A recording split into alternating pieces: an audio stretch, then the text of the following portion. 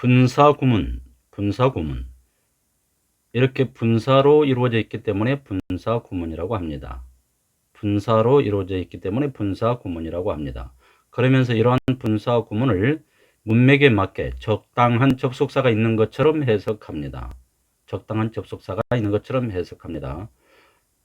부사절을 분사구문으로 만들 수 있습니다. 부사절을 분사구문으로 만들 수 있습니다. 즉 부사절을 분사구문으로 만들었기 때문에 분사구문은 접속사가 있는 것처럼 해석합니다. 때, 이유, 조건, 양보, 부대 상황. 부대 상황을 동시 상황 또는 연속 상황이라고 말하기도 합니다. 연속 동작 상황이라고 말하기도 합니다.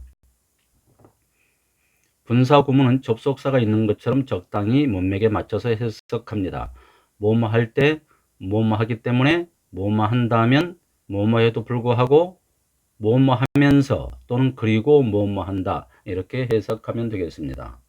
접속사가 있는 절을 분사구문으로 바꾸는 방법은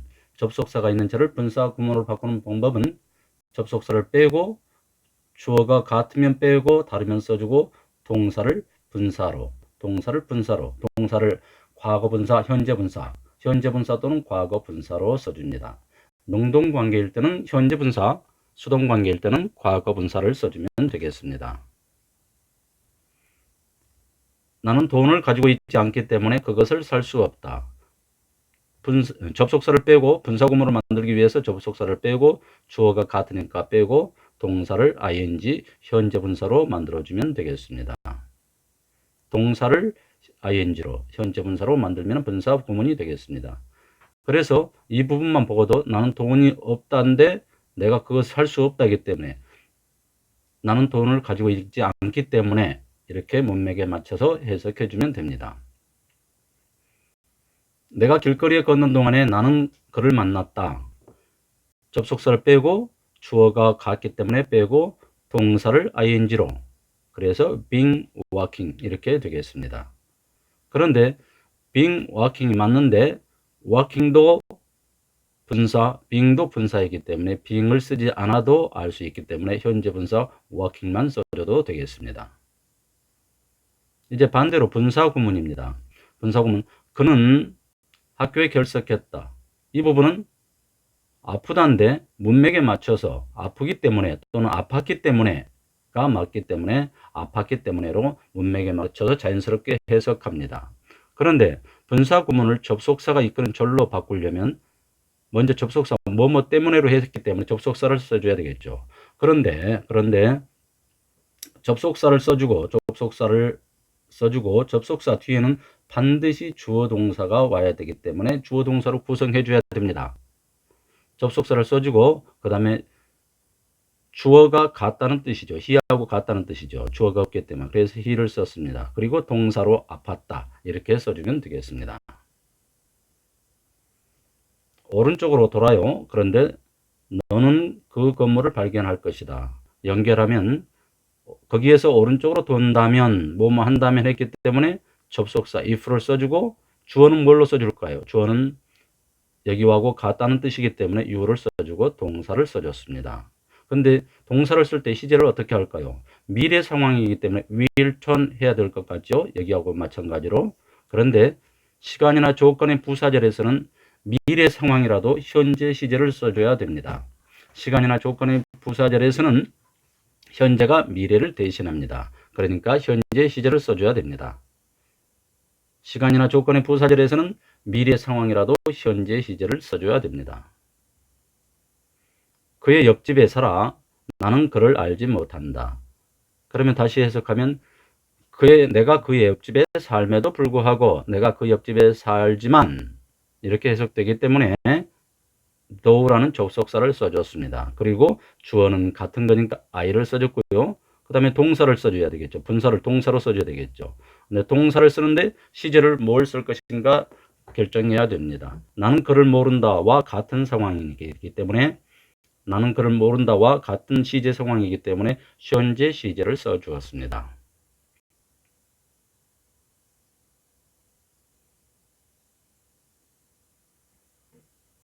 열차가 6시에 떠난다. 분사구문이 나와 있네요. 정오에 진주에 도착한다. 열차가 6시에 떠난다. 분사구문이 있는데 진주에 정오에 도착한다. 열차가 6시에 떠난다는 그대로 써주고 이 분사구문을 접속사가 있는 절로 써줘야 되겠죠. 특별한 의미의 접속사를 필요로 하지 않고 해석상 특별한 의미의 접속사를 필요로 하지 않고 바로 연결된 상황이기 때문에 그리고로 써줬습니다. and 그리고 다음에 접속사 다음에 주어를 써줘야 되겠죠. 주어는 the train하고 같기 때문에 it을 써줍니다. 그 다음에 분사를 동사로 썼습니다. 동사를 쓰는데 시제를 신경 써야 되겠죠. 전체가 현재 상황이기 때문에 현재 시제를 썼습니다. 안녕이라고 말하면서 그는 집 밖으로 나갔다. 순서를 좀 바꿔서 써봤네요. 그는 집 밖으로 나갔다. 안녕이라고 말하면서 접속사 뭐뭐 하면서에 가장 어울리는 접속사는 as, 그 다음에 동사, 그 다음에 주어가 같으니까 he로 같으니까 he를 써줬죠. 그리고 동사를 써줘야 되는데 분사를 동사로 써줘야 되는데 동사를 쓸 때 항상 시제에 신경을 써야 되겠죠. 전체적인 상황이 여기를 보듯이 과거 상황이기 때문에 과거 동사 said를 썼습니다. 그 개가 나에게 짖었다. 그 개가 나에게 짖었기 때문에 나는 도망갔다. 접속사가 이끄는 저를 분사 구문으로 바꿀 때 접속사는 빼고요. 주어는 어떻게 됐죠? 주어는 같으면 빼고 다르면 써줘야 된다고 그랬죠. 그래서 다르기 때문에 the dog 주어를 써줬습니다. 동사를 ing로 barking. 이때 주어가 달라서 써주는 분사 구문을 독립 분사 구문이라고 합니다. 주어가 다를 경우에는 분사 구문 앞에 반드시 주어를 써줘야 됩니다. 날씨가 좋으면 나는 소풍 갈 거야. 이때 이 절의 주절의 주어는 I고 여기에 주어는 I가 아니죠. 그러니까 틀린 문장이 됩니다. 날씨가 좋다 할 때는 it is fine 이렇게 쓰는 거죠. 그런데 분사 구문으로 썼기 때문에 being fine으로 쓰고 it은 그대로 남겨둬야 됩니다. 주어가 다를 때는 반드시 분사 구문에도 주어를 써줘야 됩니다. 그녀는 7시에 집을 떠났다. 8시에 학교에 도착했다. 이 문장은 틀린 문장입니다. 왜냐하면 주어 동사가 있고 주어 동사 즉 절이 2개인 문장의 접속사가 없으면 틀린 문장이 됩니다. 그러니까 중간에 접속사 하나는 있어야 되겠죠. 자, 그래서 그녀는 7시에 떠났다. 그리고 도착했다. 동사가 2번 나왔기 때문에 절이 2번 나왔기 때문에 접속사를 써줘야 됩니다. 이렇게 해줘도 되고요. 접속사를 쓰지 않고 분사 구문으로 동사를 분사 구문으로 써줘도 되겠죠. arriving. 다시 말합니다. 주어 플러스 동사 있고 주어 플러스 동사가 있는 문장은 틀린 문장입니다. 그렇기 때문에 여기에 접속사를 써줘야 됩니다. 절이 2개로 되어 있으면 접속사 하나는 써줘야 됩니다. 접속사 하나를 써주든가 아니면 접속사와 비슷하게 해석할 수 있는 분사 구문으로 바꾸어 주든가 해야 됩니다.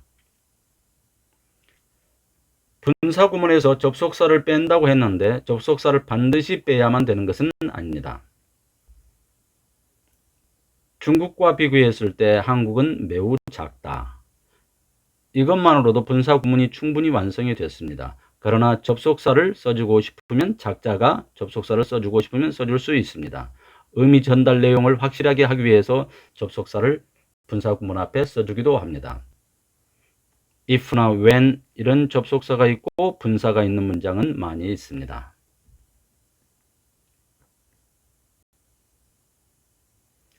분사 구문을 부정하고자 할 때는 분사 앞에 not이나 never를 써주면 됩니다.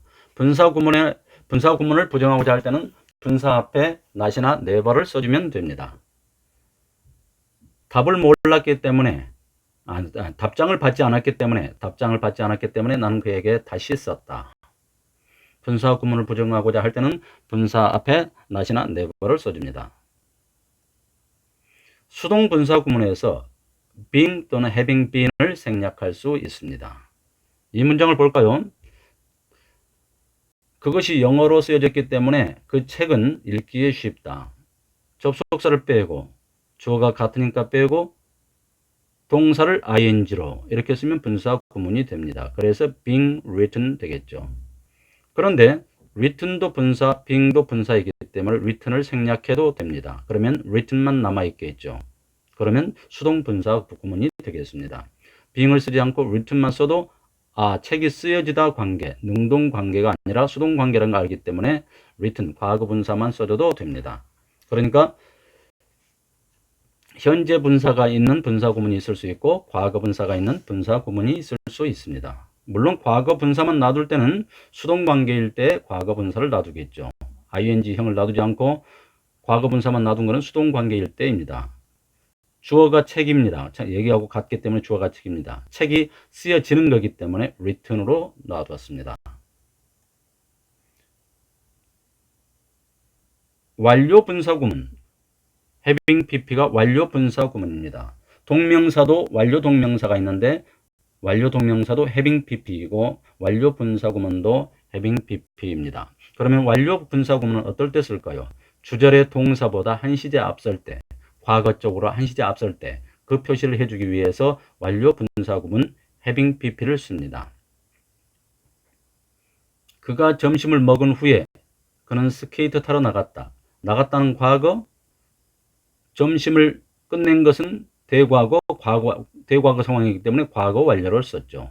그래서 분사 구문으로 쓸 때는 having finished 이렇게 해야 됩니다. having finished, having pp로 써야 됩니다. 그러면서 위의 문장을 보지 않고 이 문장만 보더라도 우리는 스케이트 타러 갔다. 점심을 끝낸 후에 여기가 과거고 여기가 완료 분사 구문으로 되어 있기 때문에 대과거 상황이라는 걸 알 수 있습니다. 능동관계, 수동관계를 문제로 알아볼까요?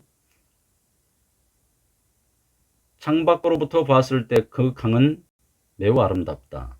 주어가 여기에 분사구문이 없다는 것은 여기하고 같다는 말이겠죠.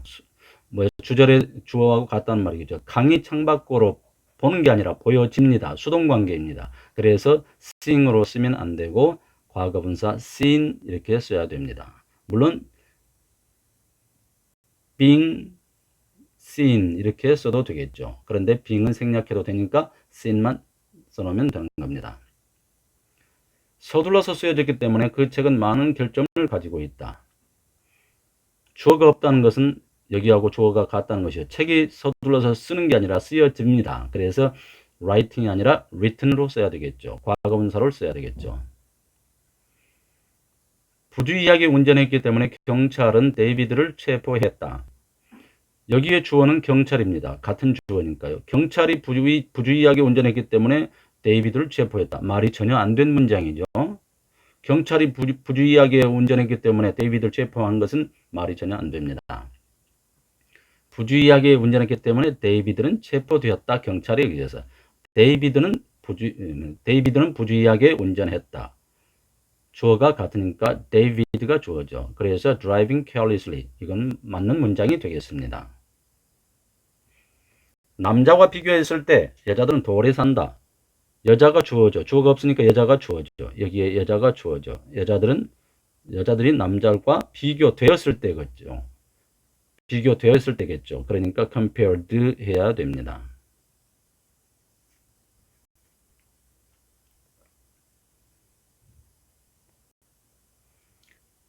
그의 고향을 떠난 후에 그는 성공했다. 성공했다는 과거니까 과거이고 고향을 떠난 것은 대과거 상황이죠. 그러니까 having pp 완료 분사 구문을 쓴 것은 맞죠. 그런데 be pp 수동태로 썼습니다.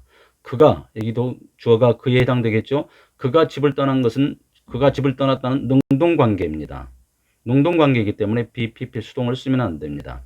그냥 완료 분사 구문 having left만 해놔도 완료 분사 구문이 됩니다. having pp 완료 분사 구문 능동관계입니다.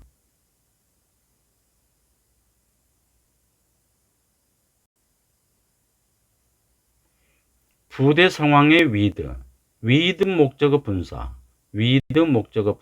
뭐가 뭐 한 채로 뭐가 뭐 하면서 이런 전치사 구입니다. 부대 상황의 with, 부대 상황이란 말은 동시 상황이란 뜻입니다. 여기에서 뭐가 뭐 한 채로 뭐가 뭐 하면서 with 목적어 분사, 물론 with 목적어 형용사가 오기도 합니다. 목적어가 뭐뭐 한 채로 목적어가 뭐뭐 하면서 with 목적어 분사. 그의 개가 그를 따라간 채로 with 목적어 분사. 그의 개가 그를 따라간 채로 with 목적어 분사. 부대 상황의 with. 그의 다리가 꼬아진 채로 with 목적어 분사인데 그녀의 다리가 꼬는 게 아니라 꼬아지기 때문에 과거 분사를 썼습니다. with 목적어 분사. 그의 팔이 접혀진 채로 팔짱을 끼고서 그런 의미입니다. 팔짱을 끼고서인데 직역하면 그의 팔이 접혀진 채로 수동관계이기 때문에 과거 분사를 썼습니다. with 목적어 분사. 내 TV가 켜진 채로 TV가 켜는 게 아니고 켜지니까 with 목적어 분사인데 과거 분사로 썼습니다. 그의 책이 덮인 채로 책이 덮는 게 아니라 덮여지는 거니까 with 목적어 분사인데 과거 분사로 썼습니다. 부대 상황의 with. 그녀의 아이들이 집에 머무른 채로 with 목적어 분사. 부대 상황의 with. 그녀의 아이들이 집에 머무르다는 능동관계이기 때문에 현재 분사를 썼습니다. with 목적어 분사. 그의 입이 침 흘리는 채로 with 목적어 분사. 그녀의 아버지가 신문을 읽고 계신 채로 부대 상황의 with. with 목적어 형용사네요. 그녀의 손이 서류들로 가득 찬 채로 그의 손이 서류로 가득 찬 채로 with 목적어 형용사가 왔습니다. 참고로 with 목적어 분사가 아니라 with 목적어 전치사 구도도 오는 경우도 있습니다. 부대 상황의 with가요. 너의 손이 주머니 속에 있는 채로 서 있지 마라. 너의 손이 주머니 속에 있는 채로 서 있지 마라. 너의 손을 주머니에 넣고 서 있지 마라. 이런 의미가 되겠습니다. with 목적어 분사인데 전치사구가 종종 오기도 합니다. with 목적어 분사, 뭐가 뭐 한 채로 뭐가 뭐 하면서. 비인칭 독립분사 구문. 주어가 일반 사람일 경우에 특정하지 않고 일반 사람일 경우에 주어가 달라도 써주지 않습니다. 우리가 말이야 이런 식으로요. 그들이 말이야, 사람들이 말이야 이런 식으로 될 때 주어가 일반 사람일 경우에 주어가 달라도 써주지 않습니다. 그걸 비인칭 독립분사 구문이라고 합니다. 그러면 그런 것들 어떤 것들이 있는지 수거처럼 여러 번 암기해 놓을 필요가 있습니다. Generally speaking, 일반적으로 말해서, frankly speaking, 솔직히 말해서, strictly speaking, 엄밀히 말해서, judging from, 뭐뭐로 판단해 볼 때, considering, 뭐뭐를 고려해 볼 때, speaking of, 뭐뭐에 대해서 말하자면, granting that, 뭐뭐를 인정하더라도. 다시 한번요.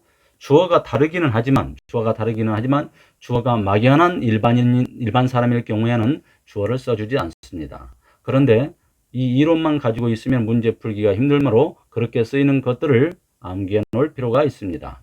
주어가 달라도 주어를 써주지 않는 비인칭 독립분사 구문. Generally speaking, 일반적으로 말해서. Frankly speaking, 솔직히 말해서. Strictly speaking, 엄밀히 말해서. Judging from, 뭐뭐로부터 판단해 볼 때.